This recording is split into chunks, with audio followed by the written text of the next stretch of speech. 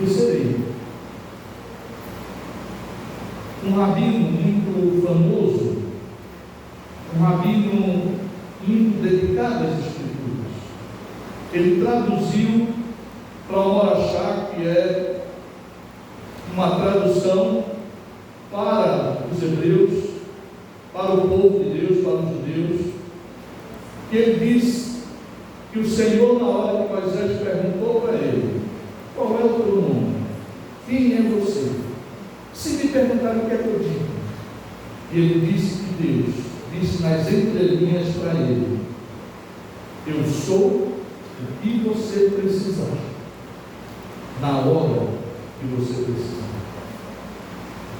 Quando você perguntar quem é Deus, lembre-se da resposta que ele deu para Moisés: eu sou o que você precisar que eu seja, na hora que você precisar.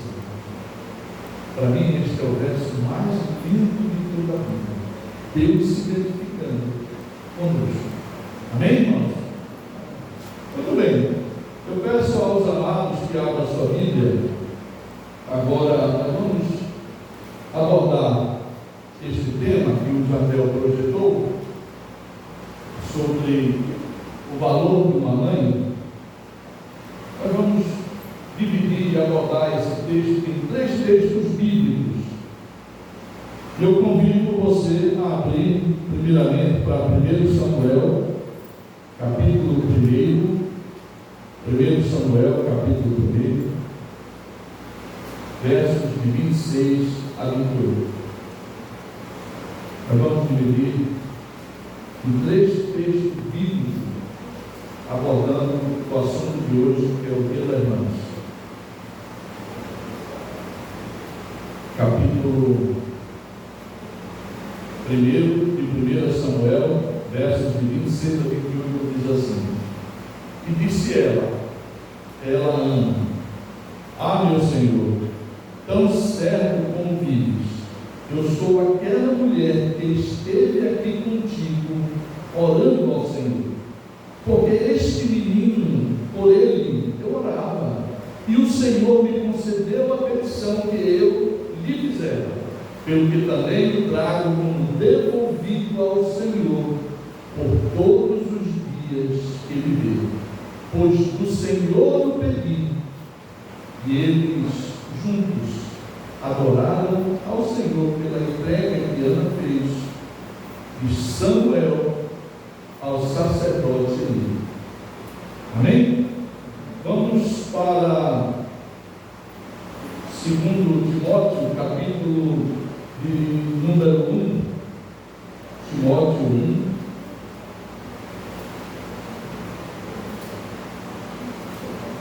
Segunda carta do apóstolo Paulo a Timóteo, capítulo 1, versos 4 e 5, que diz assim: lembrado das tuas lágrimas, estou ansioso por ver-te, para que eu transborde de alegria pela recordação que guardo da tua fé sem fingimento, a mesma que primeiramente habitou em tua avó Loide e em tua mãe Eunice, e eu estou certo de que em ti, Timóteo, também habitou esta mesma palavra.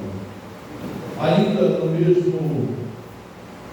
na mesma carta, 2 Timóteo, capítulo de número 3, nós vamos ler os versos 14 a 17, que diz assim: tu, porém, Timóteo, permanece naquilo que aprendeste e de que foste inteirado, sabendo de quem o aprendeste, e que desde a infância sabes as sagradas letras, que podem tornar-te sábio para a salvação pela fé em Cristo Jesus. Toda a Escritura do Antigo e do Novo Testamento é inspirada por Deus, soprada por Deus, e útil para o ensino, para a repreensão, para a correção, para a educação na justiça, a fim de que o homem de Deus seja perfeito e perfeitamente habilitado para toda boa obra. Amém? Eu quero meditar com os amados irmãos nesta noite sobre esse tema, o valor de uma mãe. Semana passada nós falamos a respeito de Ruth, a moabita, outra notável mulher e mãe. Ela foi mãe do avô de Davi. E outras mulheres hoje, irmãos, na nossa meditação, irão ocupar a nossa galeria de exposição que faremos nesta noite. E é sempre justo e oportuno, através das Escrituras Sagradas, homenagear as mães, as queridas mães. Eu faço no pensamento, na lembrança passada da minha mãe, que já não está mais conosco. E eu quero aproveitar e homenagear todas as mães que estão hoje aqui conosco na igreja. O Dia das Mães foi instituído no ano de 1932 aqui no Brasil. Nos Estados Unidos foi 1904, oficialmente 1914. No Brasil foi instituído em 1932 pelo então presidente da República, Getúlio Vargas. E esta data, irmãos, comemorativa, é a segunda data mais importante para o comércio, porque a primeira é o Natal. E a segunda data mais importante para o comércio é o Dia das Mães. Interessante, irmãos, que Abraham Lincoln, que foi o 16º presidente dos Estados Unidos, ele diz uma frase que marcou desde o momento em que ele pronunciou. Ele diz assim: a mão que balança o berço é a mesma mão que governa o mundo. E a pergunta que a gente se faz: por que Abraham Lincoln ele usou essa expressão, dizendo que a mesma mão que balança o berço é a mesma mão que governa o mundo? O que nós podemos tirar de proveito numa citação como essa?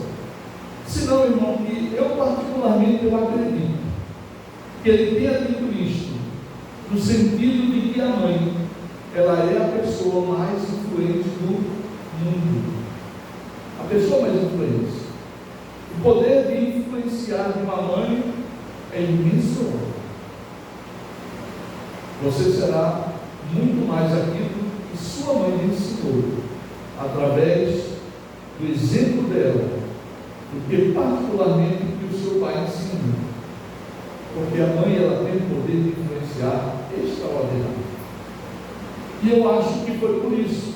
A figura materna, irmãos, nos dias de hoje, tem um papel da maior relevância na educação e na formação religiosa das crianças. Tem um papel fundamental.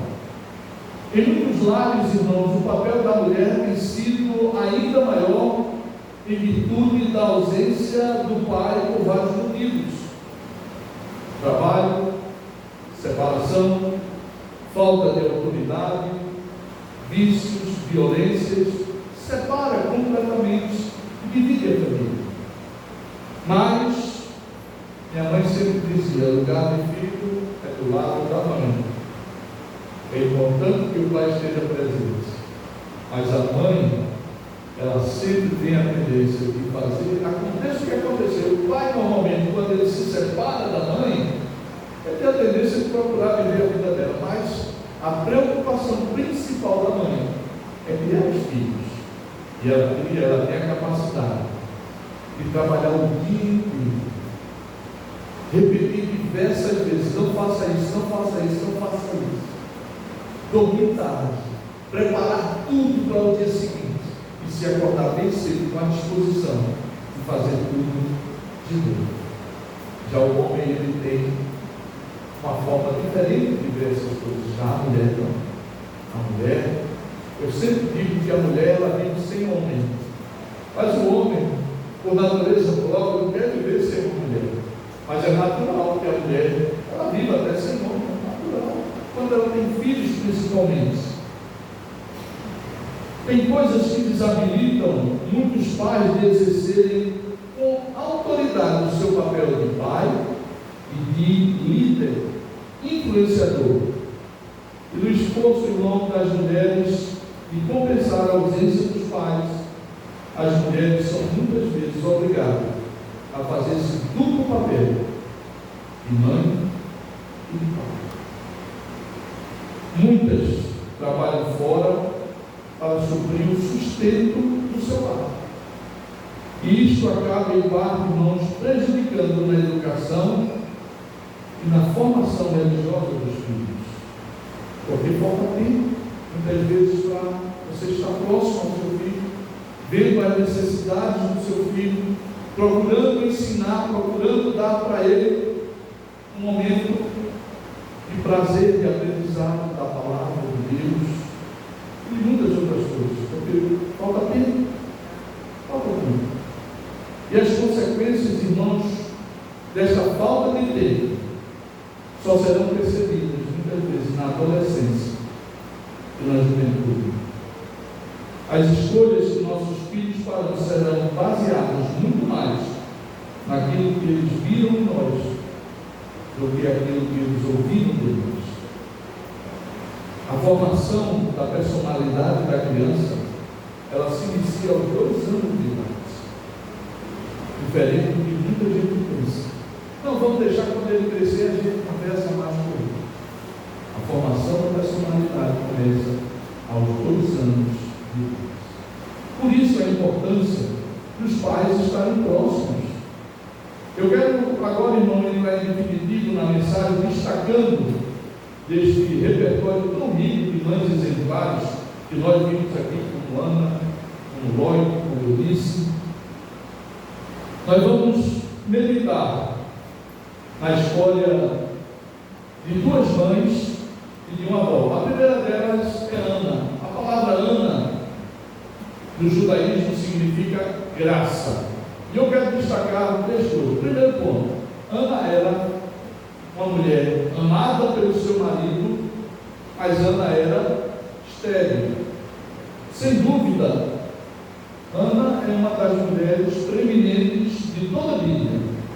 Ana viveu 1200 anos antes de Cristo, numa cultura de casamentos poligâmicos, e nenhum casamento poligâmico bíblico ele foi funcional. Todos são disfuncionais, onde, aliás, na Bíblia inteira você não vai encontrar um único caso de poligamia bem sucedido. Você não vai encontrar nenhum caso bem sucedido. O marido dela, Eucana, tinha Ana como esposa, e a Bíblia diz que Eucana amava a sua esposa Ana. E ele tinha uma concubina, uma outra mulher, que se chamava Penina. Mas o coração de Ana tinha um desejo que não poderia superar todo aquele amor que o seu marido sentia por ela, porque o maior desejo era que as bênçãos e os louvores que ela recebia do seu marido não era maior do que o desejo que ela tinha de ter um filho. A narrativa dessa história fala de que em um determinado ano o coração dessa mulher comoveu-se tanto que, quando foram à casa de Deus em Siló, que era o centro da espiritualidade, o centro religioso da época, para orar, ela fez um voto maravilhoso ao Senhor. Ela pediu a Deus que Deus concedesse a ela um filho. Ela pediu um filho para Deus. E Deus deu. E ela disse: Senhor, se tu me deres um filho, eu consagrarei a ti.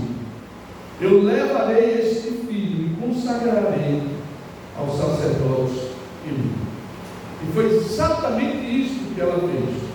Quando o menino, aos 2 anos de idade, depois dele ser desmamado, ela foi com Eucana até Siló, apresentou-se diante do sacerdote e disse: o senhor lembra de mim? Como eu orei de uma forma em que o senhor me confundiu até como que embriagado, e eu orava ao Senhor pedindo e clamando a Deus que me desse um filho, e o Senhor me deu esse filho. E na minha oração eu disse ao Senhor que devolveria, daria esse filho para ele, eu consagraria esse filho no templo, porque os nossos filhos hoje não são nossos. Os nossos filhos são bênçãos de Deus, são heranças maravilhosas que Deus nos dá, e nós não podemos pagar como herdeiros que recebemos essa missão de cuidar dos nossos filhos e discipliná-los, corrigi-los e orientá-los para seguir o caminho do Senhor. Deus sabe, irmãos, a quem conceder bênçãos. Ele sabe a quem conceder. O segundo ponto que eu quero trazer: Ana ora pelo seu filho, mesmo sendo estéril. E o que é mais interessante, ela ora pelo seu filho antes mesmo dele nascer. Ela clama a Deus, ora por ele antes mesmo dele nascer, e na confiança que ela tinha de que Deus atenderia o pedido dela, ela consagra esse filho ao Senhor. Talvez ela pudesse, 2 anos após, ele mamou a criança, poderia dizer: olha, nós vivemos um caos religioso em Siló, os filhos de Eli são execráveis, os filhos de Eli eles já não obedecem à palavra de Deus, e vivendo o caos religioso dessa época, eu não vou entregar o meu filho na mão de vocês. Ela poderia, como mulher, como mãe, usar deste pretexto para não cumprir a promessa que ele fez a Deus. Mas não foi isso que ela fez. Ela levou e entregou, mesmo sabendo dos problemas que o sistema religioso da época judaica tinha envolvendo os filhos dele, Ofni e Finéias. Ela pediu um filho a Deus e assumiu o compromisso de que, se a sua prece fosse atendida, dedicaria a criança a Deus, como ela disse, por todos os dias da minha vida. Pense, irmão, numa fé, numa determinação que esta mulher tinha no seu coração para prometer seu filho a Deus, mesmo antes dele nascer. A história nos conta que Deus abençoou Ana de tal forma que ela concebeu, ela teve um filho, o qual chamou Samuel, que significa ouvido pelo Senhor, pois ela sabia que esse filho era a resposta de Deus para a sua oração. Terceiro ponto: Ana consagra o seu filho antes de nascer. Será que nós temos essa atitude de consagrar ao Senhor o filho que Deus nos dá, e desde o ventre materno orar, agradecendo e pedindo as bênçãos de Deus? Quantas mulheres oraram pelos seus filhos antes dele nascer, para que fossem filhos exemplares, fossem filhos que servissem ao Senhor na sua congregação? A pergunta que não quer calar: quais são os sonhos para os seus filhos? Qual é o teu sonho para o teu filho? Você consagra o teu filho a Deus? Você é uma mulher de Deus? Você pede a Deus para que Deus use o teu filho no ministério a serviço dele? Porque Samuel, como já dissemos, depois ele foi desmamado. 2 anos depois, ele foi levado à casa de Deus em Siló e foi deixado lá para servir ao Senhor.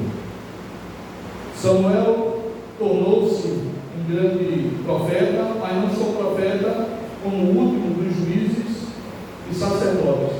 É o único que você vai encontrar na Bíblia, que acumulava 3 funções distintas e importantes, e ele cumpria cabalmente a responsabilidade de Deus dela. Samuel torna-se um grande profeta. Quanto a Ana, Deus a abençoou muito, e Ana, pela sua obediência, mais tarde, ela teve mais 3 filhos, homens, e 2 mulheres. Mães queridas, presentes hoje na igreja, eu exorto vocês a oferecer e a consagrar seus filhos a Deus, para que eles sejam prósperos também na obra do Senhor. Eu exorto as mães a incentivarem seus filhos a serem missionários, pastores, evangelistas, e a investirem nessa grande obra de salvação, porque, por incrível que parece que você não se lembra que alguém investiu em você para que você fosse alcançado pelo Evangelho de salvação. Alguém investiu nesta igreja, alguém dedicou o seu tempo, consagrou o seu tempo a esta igreja, para que através dela você fosse alcançado. E hoje muitas vezes eu vejo mães muito mais preocupadas no sucesso secular dos seus filhos do que perante a obra de desafio, que é a obra do Evangelho do nosso Senhor. Eu vejo muitas mães, pais, investindo pesadamente para desviar seus filhos dos caminhos de Deus, investindo no sucesso deles na vida secular. E eu me pergunto, o que é isso que vocês estão fazendo? Por quê? Há um texto na Bíblia, em 2 Crônicas 16:9, que diz assim: porque quanto ao Senhor, os seus olhos passam por toda a terra, para mostrar-se forte com aqueles cujo coração é perfeito para comigo. Eu gostaria de dar sequência, eu gostaria de destacar agora a segunda mãe. Eu disse que era mãe do jovem Timóteo, filho na fé de Paulo, filho na fé no seguinte conceito, de que Paulo gerou ele através da pregação do Evangelho. Eu disse, é uma mãe que está constantemente ensinando e influenciando o seu próprio filho. Eu disse, ela só foi uma mulher influente na vida de Samuel, e você só é uma mulher influente na vida do seu filho, porque antes de tudo, eu disse que foi uma mulher de Deus, e você é influente na vida do seu filho, porque você é uma mulher de Deus, consagrada.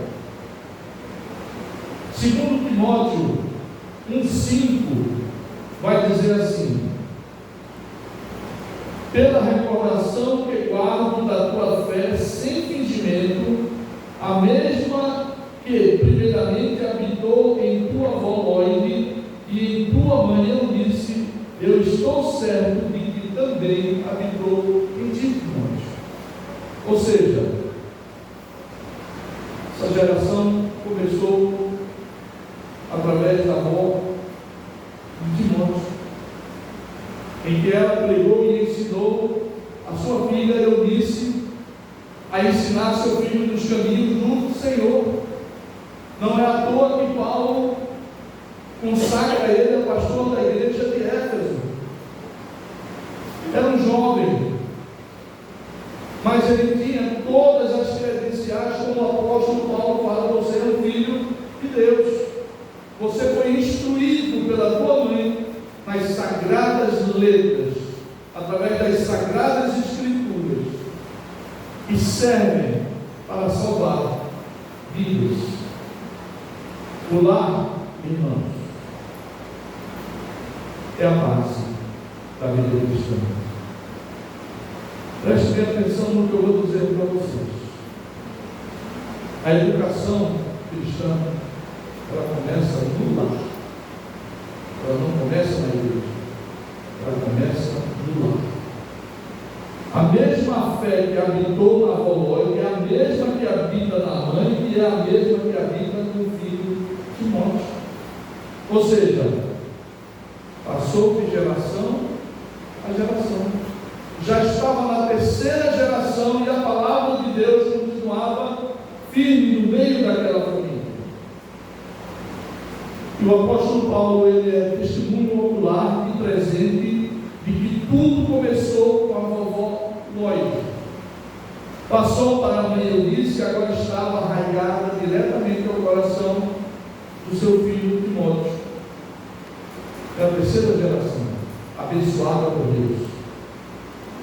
Mas para que estas palavras estejam na mente dos nossos filhos, a palavra de Deus precisa primeiramente estar no nosso coração, encontrar lugar em nosso coração. E parece, irmãos, que está havendo rupturas nessa corrida de vida cristã. Os pais não estão passando o bastão corretamente para os filhos. E o que a gente percebe, o que a gente vê, é que os pais não se lembram mais do investimento que foi feito para que eles fossem alcançados. Eles não fazem o mesmo esforço. Nós estamos vivendo, nos dias atuais, gerações terríveis. A igreja, os pais estão deixando heranças que não deveriam nem se cogitar. Igrejas passando por necessidades hoje, porque os filhos não veem no pai um exemplo a ser seguido. Os pais não têm mais aquela preocupação de educar os seus filhos. A vida cristã, a educação começa no lar. Não existe educação cristã apenas verbal. Olha, meu filho, vá para a igreja, meu filho, seja um servo fiel, meu filho, leve esse dinheiro aqui para você dar lá na igreja. Não existe educação cristã verbal. Nós temos que ser espelhos para os nossos filhos, e espelhos limpos, sem sujidades, para que eles transpareçam verdadeiramente quem você é, porque os nossos filhos têm uma tendência de imitar aquilo que fazemos. Muitas vezes eu recebi jovens chorando porque eram maltratados pelos pais. É a coisa que eu mais dizia: você quer isso para a sua vida? Não. Faça a diferença. Busque o Senhor. O fato de você ver exemplos errados não significa dizer que você tem que seguir os exemplos errados do seu pai. Tem pai que faz questão absoluta, o seu filho faça exatamente o que ele fez. Mas na vida cristã, filhos, não façam isso. Vocês não são obrigados a seguir de forma errada o caminho de vocês. Nós temos que ser espelhos. A nossa vida pessoal, como educadores cristãos que somos, é a maior mensagem que nós podemos passar para os nossos filhos. Neste mesmo capítulo, verso 14, capítulo 3, 2 Timóteo, veja o que o texto bíblico fala, nós já falamos. 2 Timóteo 3, 14, diz assim: tu, porém, Paulo, se referindo a Timóteo, permanece naquilo que aprendeste e que foste inteirado, sabendo de quem você aprendeu. Veja de quem você aprendeu, irmãos. Você aprendeu a palavra de Deus, que há 2 gerações vem sendo trabalhada na sua vida.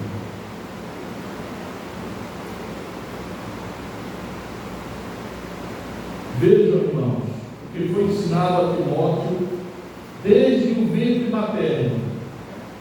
E o que foi ensinado? As sagradas letras.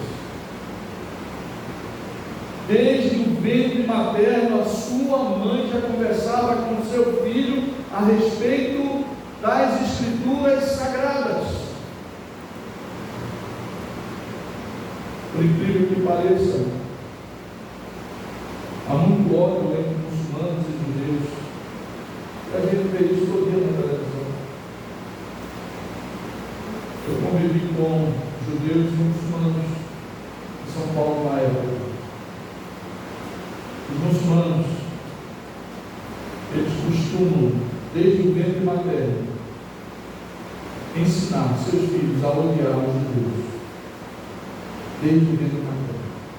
Eles falam para os filhos ainda na barriga da mãe,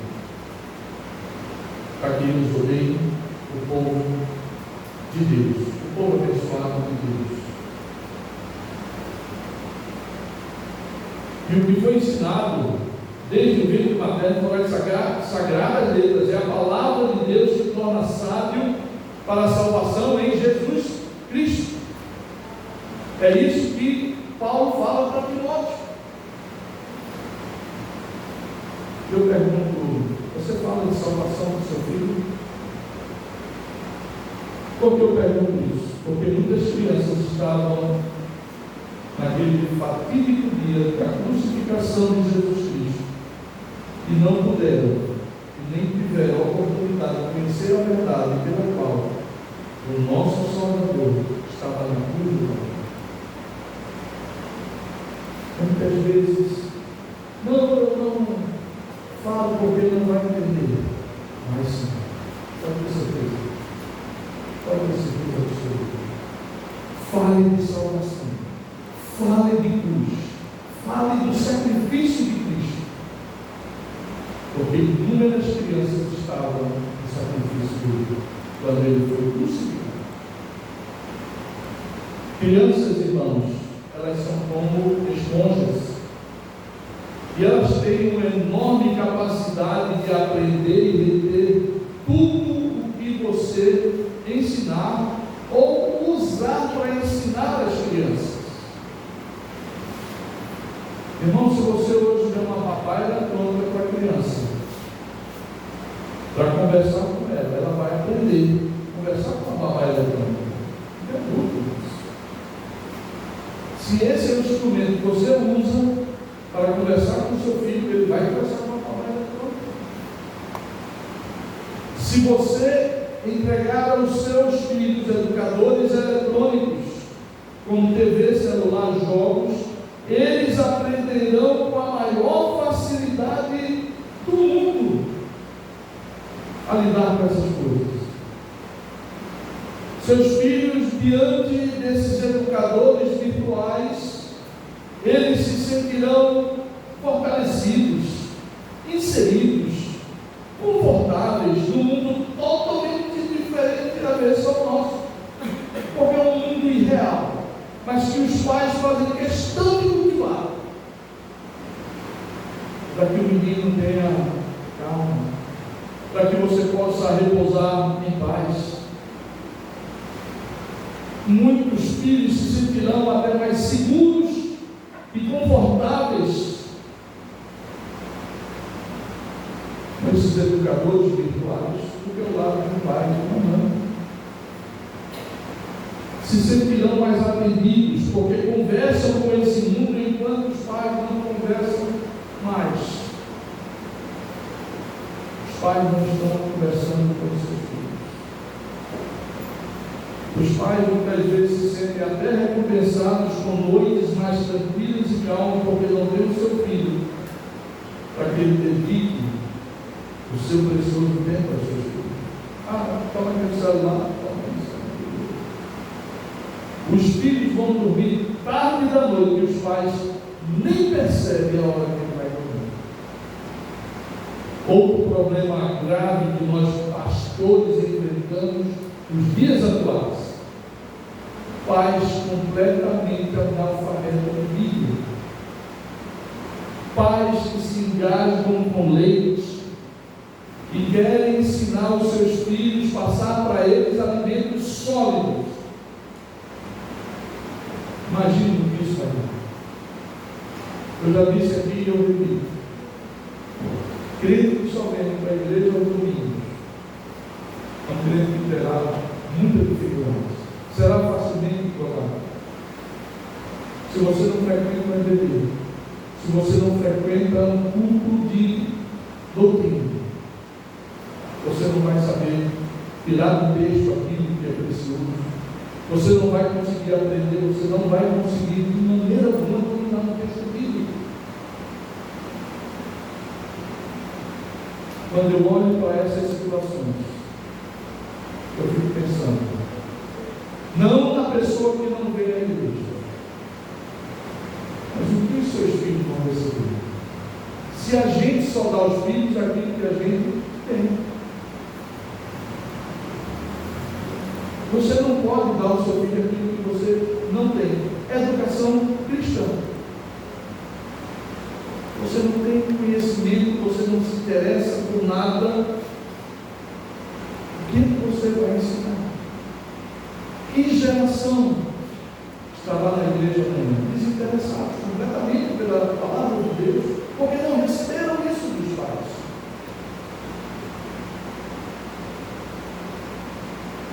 Pais que leem a Bíblia e distorcem as Escrituras e acabam tirando as suas próprias conclusões do jeito que lhes convém, para a sua própria condenação, e ensinam como lhe convém, e o resultado é crianças completamente desajustadas. A minha expectativa, irmão, e a minha esperança é que nós que temos o privilégio de doutrinarmos crianças, não só filhos de outros crentes, que sejamos, irmãos, imitadores da vovó Lloyd, da mãe Eunice, a avó e mãe de irmãos, que tenhamos essa preocupação em buscar conhecer a Deus, frequentar a casa de Deus, não vir aqui simplesmente por ouvir, mas aprender das sagradas letras, para que você possa ensinar corretamente o seu filho, que você possa orar pelo seu filho, que ele seja um grande instrumento nas mãos do Senhor, dentro da igreja. Porque os seminários, eles estão definhando. Eu conheço seminários que hoje não tem 15 alunos. O que está acontecendo na nossa geração? Os pais não estão passando esse bastão corretamente. Os pais estão negligenciando. E o resultado é esse que nós vemos. Eu oro, a minha esperança, a minha expectativa é que sejamos pais influentes na vida dos nossos filhos, não só por aquilo que a gente fala, mas através da nossa própria vida. Que Deus nos abençoe. Amém? Muito bem, irmãos. Acredito